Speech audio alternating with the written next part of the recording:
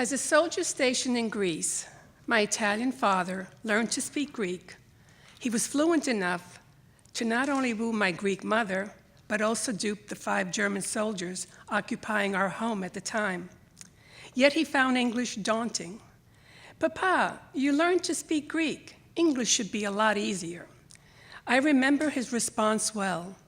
"La lingua inglese è una lingua bastarda." English is a bastard language. I thought that to be rather harsh, but then my father recognized long before I would that English is comprised of many languages, French, German, Greek, Italian, Latin, and others, which can make pronunciation of many words a guessing game, especially for foreigners. It irritated him that letters went unpronounced, and he made it a mission to voice them all. "Papa, the word is plumber, not plumber. The B is silent." His reply, "There's a B, I say the B." At a moving up ceremony at the end of our second school year, I was 8 and my brother 6. Principal Kagan escorted us onto the stage, introduced us, and told the audience of the remarkable progress we had made. She said we had worked hard and now spoke English with barely an accent. We did work hard, eager to learn our new language and to fit in. It wasn't always easy, and there were some bumps along the way. Our teachers were always supportive, encouraged us, giving us books to read over the summer. Our mother read with us, which enabled her to learn also. That first summer in America, we came across the word laughing and pronounced it lounging.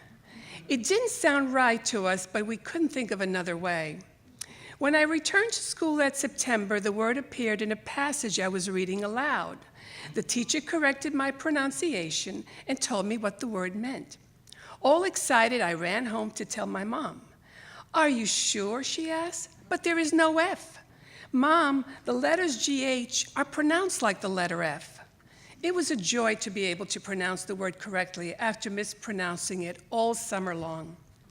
I later learned that the letters PH are also pronounced like the letter F. This confused me very much. I wonder why we just didn't use the letter F like the Italians do for fotografia. This would make it easier for everyone, even non-Italians. Throughout my early school years, I came across many exceptions to the rule. When I was in 4th grade, I pronounced the word vegetable, vegetable. My teacher stopped me and instead of correcting me, screeched, "Were you raised in a barn?"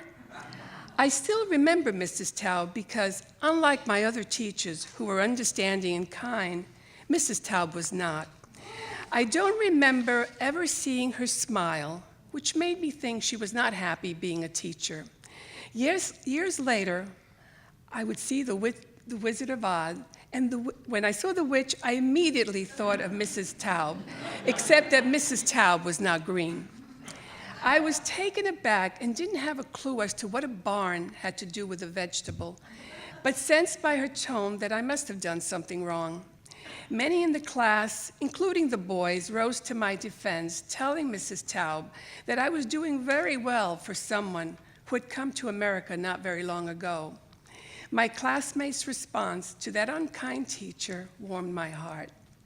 Some years later, reading aloud again, I came across the word colonel and pronounced it colonel.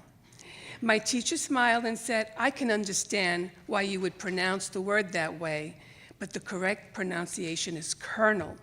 Certain she was reading on the wrong line, I said, "But there's no R."